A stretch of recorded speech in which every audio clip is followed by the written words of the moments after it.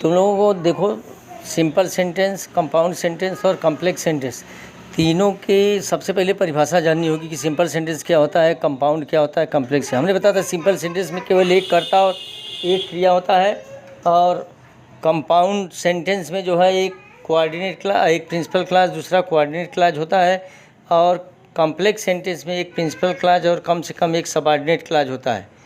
इसमें देख रहे हो सिंपल। अब देखो सिंपल सेंटेंस बनाने के कुछ नियम बताया जा रहा है। जैसे इन्फिनिटिव, जिरंड और पार्टिसिपल का प्रयोग करके एक वाक्य है, he went to Varanasi, he wanted to see the Ganga river. इसको यदि इन्फिनिटिव बनाएंगे तो टू का प्रयोग करके, क्रिया के पहले रूप के पहले टू का प्रयोग कर दें, इन्फिनिटिव बन जाएगा। जैसे ही went to Varanasi to see the Ganga river, see के पहले टू लगा दिए, इन्फिनिटिव का प्रयोग हो गया। यदि जीरंड का प्रयोग करेंगे तो लिखेंगे he went to Varanasi seeing the Ganga river, ING लगाकर जीरंड बना दिए। यदि पार्टिसिपल का प्रयोग करते तो पार्टिसिपल तीन तरह के होते हैं। जैसे गोइंग टू वाराणसी या प्रेजेंट पार्टिसिपल है, he wanted to see the Ganga river, इसमें गोइंग लगा दिए तो प्रेजेंट पार्टिसिपल बन गया। इसी तरह पास्ट पार्टिसिपल में होता क्या है कि पास्ट पार्टिसिपल में क्रिया का तीसरा रूप लिखा जाता है। जैसे एक उदाहरण देखो, ही सा द मैंगोज, माने उसने आम को देखा, the mangoes were laden on the cart, आम जो है गाड़ी पर लदे हुए थे। इसमें जो है केवल या लैडेन को जो है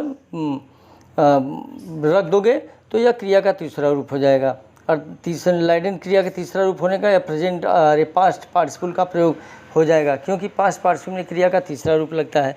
जैसे ही saw the mangoes, he saw the laden mangoes on the cart, उसने गाड़ी पर लदे हुए आम देखे।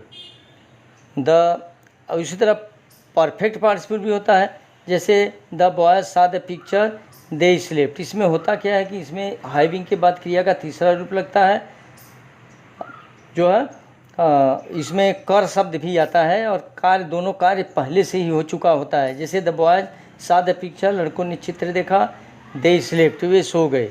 तो having seen the picture boys slept, माने चित्र देखकर लड़के सो गए। इसमें कर शब्द आता है और इसमें दो कार्य जो है पहले से ही हुआ, संपन्न हुआ मालूम पड़ता है या होता है।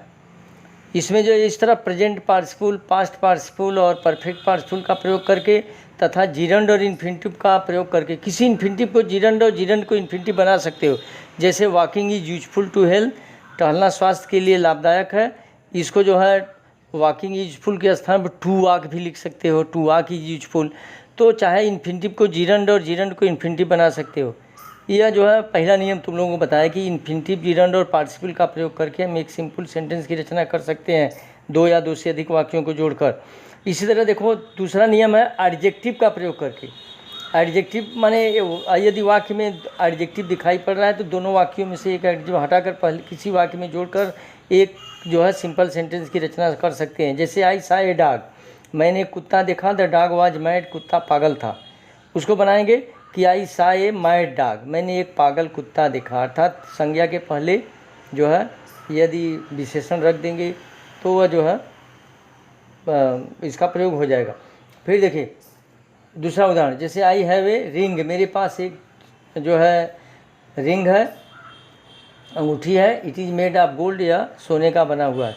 इसको हम कर सकते हैं कि I have a golden ring, मेरे पास एक सोने की बनी हुई घड़ी है। तो इस तरह हम इन्फिनिटिव, जीरंड और पार्टिसिपल का प्रयोग करके तथा एडजेक्टिव का प्रयोग करके जो है एक सिंपल सेंटेंस की रचना कर सकते हैं। ये दो नियम जो है तुम लोगों को बताया जा रहा है और इसका कुछ उदाहरण दे रहे हैं जिसको हल करोगे और फिर दूसरे दिन